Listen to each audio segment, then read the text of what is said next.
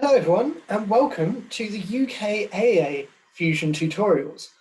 My name is Nikolaus Muldal and I am the Education Outreach Manager here at the UK Atomic Energy Authority. We are the UK's National Fusion Energy Research Laboratory, developing fusion energy as a power source to one day power homes of the future. Now, we've created this new fusion tutorial series to try and give basic understanding of our research into fusion and all of the different aspects that come with that.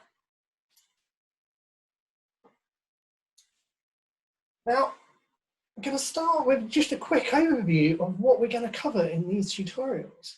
We're going to have 6 sessions, and the first one will just give a very basic look at what fusion actually is, how it's made and how we can make it here. Then we'll look at the role of magnets in a type of fusion called magnetic confinement fusion. Then we will move on to have a little look at how you heat fusion machines, because that is one of the key things that's needed to try and recreate and produce fusion power. Then we'll have a little look at the major challenges faced in fusion and some of the work that we're doing at UKAEA and around the world to try and overcome those challenges. And then as we get towards the end of this series, we'll have a little recap and a look at all of the things that you have learned so far and how they all need to come together to produce a fusion power station. And we will finish off the series looking at lots of other ways of producing fusion and other technologies beyond tokamak, which is the main fusion energy device that we're researching here in the UK. So we'll jump right in to our first tutorial. And in this one, I want us to be able to answer 4 questions. Firstly, we will just look at what is fusion and find ourselves a very simple definition of that. Then we will move on to have a little look at the conditions that are needed to create fusion power. And we will move from that to look at how those conditions that might naturally occur in places need to be modified to make fusion energy here on Earth in a form that we can use to one day power our own homes. And we will lastly have a look at the difference between fusion and fission, with fission being a current energy source that we have here on Earth that is related in a way to fusion. So what is fusion? Well, very simply, fusion is when small light atoms come together to form larger, heavier atoms. So if we have a little look, very simply, we've got 2 atoms here. They need to combine together or fuse. When they do that, they produce a larger atom that is also much heavier than what came before it. But what are atoms, you might ask? Well, atoms are just the basic building blocks of the universe. They make up all the stars and all the planets that are out there. They make up all the gas in the air around us that we breathe. They make up everything in our food. They make up all of us. They make up plants, they make up bacteria. Everything is made up of atoms. And this is a very basic look at what an atom is like. In the very center of the atom, you have a nucleus. Now this is the core of the atom. And when you get lots of them together, you simply just call them nuclei, being the plural of nucleus. Now, we're going to have a little closer look at the nucleus itself, because you can see that it's made up of 2 parts. The nucleus itself is made up of protons and neutrons. And so that's the core of the atom, but there's also things whizzing around the outside of the nucleus, and those are electrons. Electrons orbit around the nucleus following those black lines to represent the orbit of an electron. Now, taken together, this is very simply what an atom is. An atom has a core nucleus with protons and neutrons in, and around that nucleus are whizzing electrons. And it's going to be very fundamental to understand these different parts of an atom to help us understand how fusion really works. Now, atoms can be grouped together into elements that share the same properties. And elements are simply atoms that have the same number of protons. So let's just take a look at hydrogen for a moment. Hydrogen is the most basic element out there. And one atom of hydrogen will have one proton in its nucleus, not even any neutrons, and one electron around the outside. And so no matter what atom of basic hydrogen it might have, you'll always find that it has one proton inside its atom. Now, if we have a little look at helium, helium is the next element that we could find, and that is made up of 2 protons, 2 neutrons, and 2 electrons. So even though it have different numbers of neutrons and electrons, every atom of helium you ever find will have 2 protons in it. And this goes for any element in the periodic table. No matter which one you pick out, each atom of that element will only have a standard number of protons, and that'll be how you can tell it's an atom of that element, and that all of those elemental atoms will share the same properties. So the properties of a carbon atom will be different to the properties of an oxygen atom, based on the number of protons that they have. Now, the next thing I wanted us to look at was isotopes. Now, isotopes are atoms of the same element, but this time they have a different number of neutrons. So again, let's look at hydrogen. Hydrogen, we know it's got 1 proton, because that's what makes it the element hydrogen. But you can find hydrogen with an extra neutron. When we find that, we call it deuterium, or sometimes we call it hydrogen 2. And deuterium, very simply, has 1 proton, 1 neutron, and 1 electron. Now, the numbers at the bottom are what we call the atomic mass. And they represent how much mass these different isotopes or atoms have. Hydrogen 1 has an atomic mass of 1 because protons have a mass of 1. Now, electrons have a mass so small that they're often not included in the atomic mass. The mass of a neutron is also 1. So with deuterium, when it's got 1 proton and 1 neutron, its total atomic mass is 2. If we look at another isotope of hydrogen, tritium, we can see that this one has 2 neutrons in its nucleus and 1 proton. And that's what gives it an atomic mass of 3. Now, sometimes we call hydrogen 2 or deuterium heavy hydrogen because it's heavier than the basic hydrogen 1.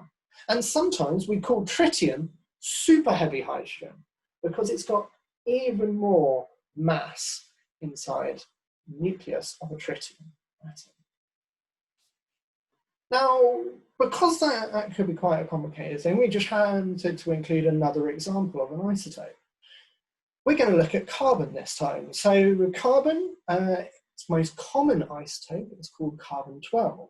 Again, meaning that it has an atomic mass of 12. And the atomic mass is split right in half the carbon-12, so it's got 6 protons and 6 neutrons, giving a total of 12 atomic mass. However, you can get isotopes of carbon, such as carbon-13. And with this, it's just simply got an extra neutron. So this time, 7 neutrons, 6 protons, giving us carbon-13 isotopes. So that's just a very basic look at atoms, elements, and isotopes. And fusion is just when any small atoms come together and fuse, releasing fusion energy. Because every time fusion of atoms happens, it releases a burst of energy. Now, this is a very, very simple look, but it's actually a lot more difficult to get the conditions to force those atoms to combine and fuse. To understand the conditions that we need to release fusion energy, we need to look to the stars. Stars have the perfect conditions to create fusion energy. They use hydrogen-1, a basic form of hydrogen, as their main fuel. And one of the really key things for stars is that they're very heavy, helping them make this thing called plasma. Now, what is plasma? Well, very simply, plasma is the fourth state of matter. We commonly think that there are three main states of matter: solids, liquids, and gas. But there is also plasma. And to achieve plasma conditions, you do still need to do the same as you would for solids, liquid, and gas, to change between a solid, liquid, and gas. To get from a solid to a liquid, you need to heat up that solid and melt it. To get from a liquid into a gas, you need to heat up it again until it evaporates.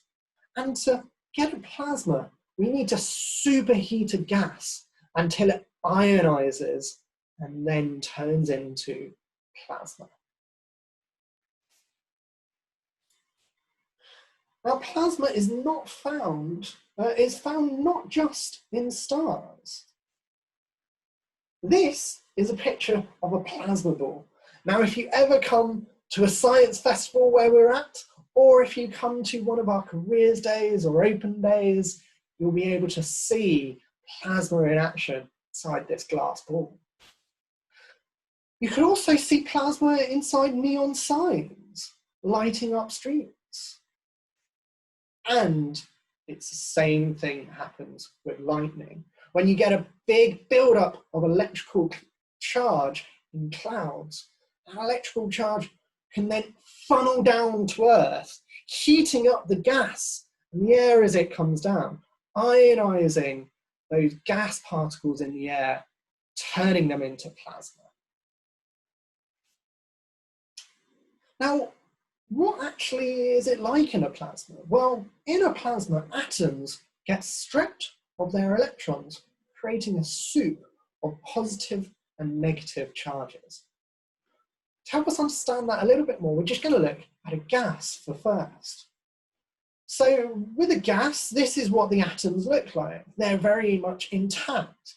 You have the electron around the outside and the nucleus in the center. Now actually, that electron is negative. So normally you would have this whirl of negative charge around the nucleus. And the nucleus is positive. Now, because you have this positive and negative charge, normally in solids, liquids, and gases, these would cancel each other out and you would get neutral atoms. But that's what's different with a plasma, because when you superheat that gas and turn it into a plasma, the electrons get stripped away from the atom and start to move away, and the positive nuclei are left to move around by themselves. And you get this soup of positive and negative charges moving around independently from each other when you have a plasma. So a plasma is key to creating the conditions for fusion, but it's not everything that you need. You also need high temperatures and pressures to help force nuclei together to fuse. Now, inside the sun, we get these extreme conditions. There's very high temperature, 15 million degrees in its core. There's also a very high density. The particles are packed in, very close and tight with each other. And there's also extreme pressures inside stars.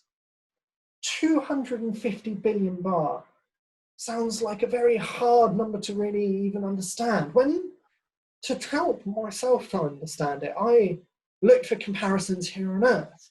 And actually, if you just stand outside, head out anywhere on the street, you'll probably experience about 1 atmosphere of pressure, or 1 bar of pressure. So that's next to nothing compared to the core of the sun. Another comparison would be, well, if you go to the deepest part of the Earth's surface, and that has the highest pressure on the surface of Earth, and that is found in Mariana Trench, right at the bottom of the ocean. And there, you would still only experience just over 1,000 bar. In fact, if you wanted the highest pressure anywhere in Earth, you would have to go to the very core of our planet. And in the Earth's core, you would experience 3.5 million bar. That's still billions and billions away from the pressure experienced in the core of our sun and stars. Now, these conditions are what are needed to force nuclei together for fusion to actually happen. Because without these conditions, you wouldn't get any fusion. You'd just have a plasma roaming around. Now, if you think of a magnet and you wanted to push that magnet together, with a magnet, it would be very hard to push the same poles, say a north and north pole, together, because naturally they would want to repel. It's the same with charged particles, such as our positive nuclei. Because they're both positive and you want to push them together, they'd naturally push apart and repel each other. It's only when you add these fusion conditions, these extreme conditions of temperature, density, and pressure, that you overcome that repulsion and fuse your atoms together to release fusion energy. So this is how fusion happens inside stars. But we want to be able to harness that star power and recreate fusion here on Earth to power our homes. To do that, we make fusion energy on Earth using Deuterium-Tritium reactions. And this is the specific reaction that we work on here. We get deuterium and tritium, those heavy isotopes of hydrogen, force them together, make fusion happen, which then releases helium, neutrons, and energy. And we're going to have a little bit more of a look at this reaction shortly. But just as a little reminder, remember that deuterium and tritium are just heavy isotopes of hydrogen. So basic hydrogen, hydrogen 1, will just have a proton. Deuterium has a proton and a neutron, and tritium has a proton and 2 neutrons, giving us hydrogen 2 or deuterium, or hydrogen 3 or tritium. Now, these two reactions, or these two isotopes, when they're reacted together, are actually the most efficient fusion reactions on Earth. And that's fundamentally why we use deuterium and tritium. You might think that we could use any element in the periodic table. Well, actually, firstly, not all elements are able to fuse. And secondly, as you get higher and heavier with the atoms, you're getting less efficient. So hydrogen in itself is a very efficient way of producing fusion, and deuterium and tritium are isotopes, are heavier isotopes of that hydrogen. Now, I mentioned that stars use hydrogen. Mostly they run off hydrogen 1 as their core fusion fuel. And when you fuse hydrogen together, you create helium, just like with the reaction we're trying to create here on Earth.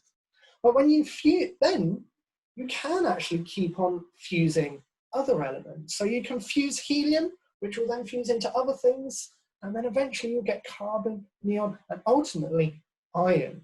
And iron is the most stable atom, and therefore one of the ones that you can't really fuse any further.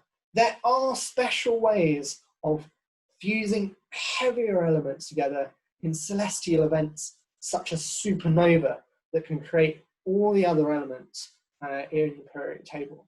But inside stars, you're fundamentally just getting hydrogen as the core fusion fuel. Now with our sun's lifespan with hydrogen fuel is going to last about 10 billion years. It's a really, really long time in our kind of light thinking.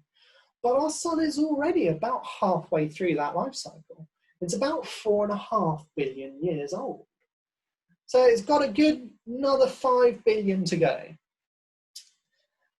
But if it was made of deuterium, that wouldn't be the same story. So if the sun ran on deuterium fuel instead of hydrogen 1, it would have gone in a flash, lasting only a few seconds or less, instead of that 10 billion years that our current sun will run with hydrogen 1. Now, when we combine deuterium with that super heavy hydrogen, tritium, we get even more efficient fusion reactions. And this is why we use them.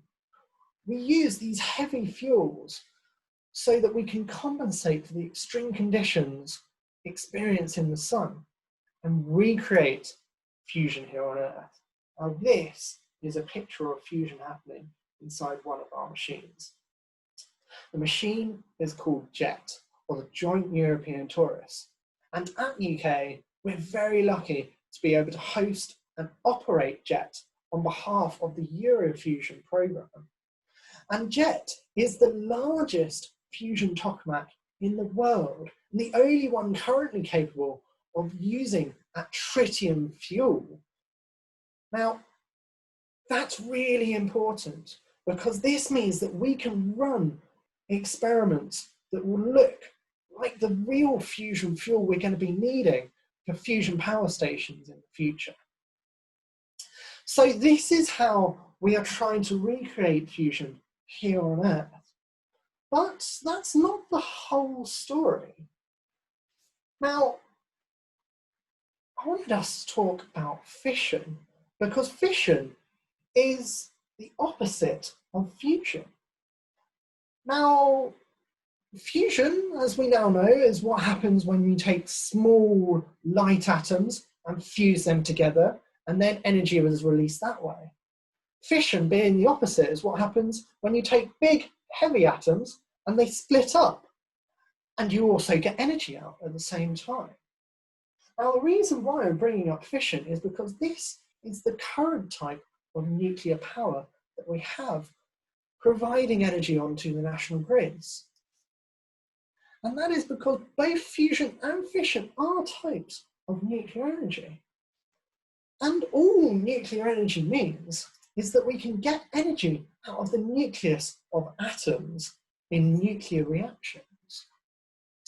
Now, the two types of nuclear reactions that we've got here are fusion, where you're taking those small atoms and combining them together to get fusion energy, or you take larger heavy atoms and split them up, or fissure those nuclei to release energy.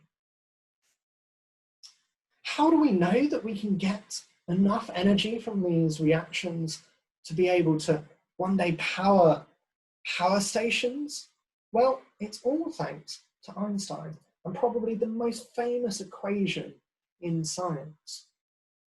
E equals mc squared. Now, that stands for energy equals mass times c, which is this constant, the speed of light squared. Now, because c is a constant, you can almost forget about it and think of this equation as a relationship between energy and mass. And because these two things are related, whenever there's a change in one or the other, whenever there's a change in the reaction, you get a change in the other side. So how does this look with our reaction? Well, our reaction is deuterium plus tritium fused together and then release out energy at the same time as helium and a neutron. Now, in this system, the mass is rearranged, because even though taken together, the helium and neutron have the same total number of protons and neutrons compared to deuterium and tritium that goes into the reaction, the protons and neutrons are arranged differently in the helium and neutron. And that different arrangement causes a release of energy because there's been a change in the E equals mc squared equation relationship. Now, fission reactions can also get energy, just like our fusion one. And in fact, they are much easier to make happen and to maintain and keep happening than fusion reactions. So here is a nuclear power station that we might have at the moment, and it uses this series of fission reactions. We take a very big heavy atom and then split it up, and then it starts to hit other heavy atoms, which then split up, and then those split up, and you end up with a chain reaction happening. Now this means that the reaction can just keep on going and going and going and going, and you can keep on getting energy out of it without having to really do very much. Now that also means that it's one of the challenges of fission is to be able to control this chain reaction so that it doesn't get out of control. Now, why does the chain reaction happen in the first place? Well, heavy nuclei are actually very unstable, and unstable nuclei easily fall apart into these chain reactions. But this isn't the case with fusion at all. Remember, fusion is the opposite. So we have to start off with small light nuclei when we're using fusion. And then they combine together, creating heavier atoms. Now, because we're starting with small light nuclei, those are actually very, very stable. And they don't often want to change or fuse together. To make them have to fuse, we have to continually produce these extreme fusion conditions. And what that means is that we're not getting a chain reaction, and we're always having to put in effort to produce fusion energy with a fusion reactor. So achieving conditions for fusion is very, very difficult. So difficult because we're trying to recreate stars. We're trying to recreate the reaction that powers our sun, that gives off enormous heat and light traveling through space, what we feel here on Earth and see. Now, this is our fusion machine, is JET. You can see that it's a very complex machine. There's lots and lots of engineering that goes into this project, and we get lots of science out. Now, this machine is still an experimental machine, and that's why we're still understanding the science and getting so much scientific research done with JET. The next step is going to be taking all of the knowledge that we've understood from JET and using those engineering skills to build power stations that run on fusion energy.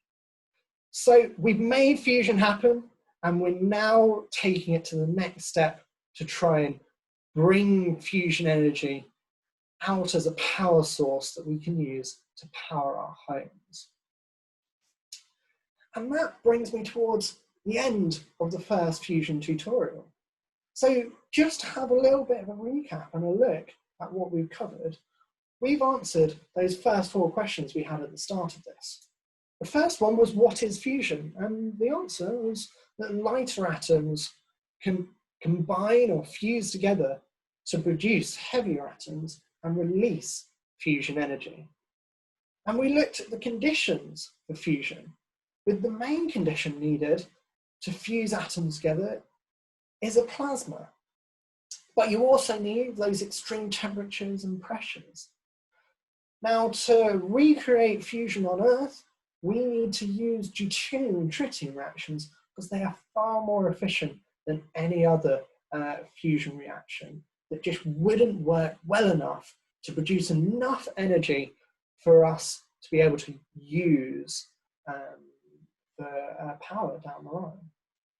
And then we finished off our first tutorial having a look at the difference and some similarity between fusion and fission, learning that fusion is simply the opposite of the current fission power that we have on the grid at the moment. So we hope that you've enjoyed this first tutorial, and we really hope that you're going to tune in and have a little watch of the rest of our tutorials as well. The next one that you can find in our series is looking at that magnetic confinement fusion, which is one of the key ways that we're researching at UKAEA to try and achieve and build fusion devices. If you've got any more questions after this tutorial or any of the others, please do check us out online. You can visit our website, ccfe.ukaea.uk, or that of our European partners at eurofusion.org, or you can send us an email or check us out on social media, or you can leave a comment on this video. Thank you very much for tuning in, and we hope that we are going to be able to have you as a supporter of our endeavours towards a fusion future.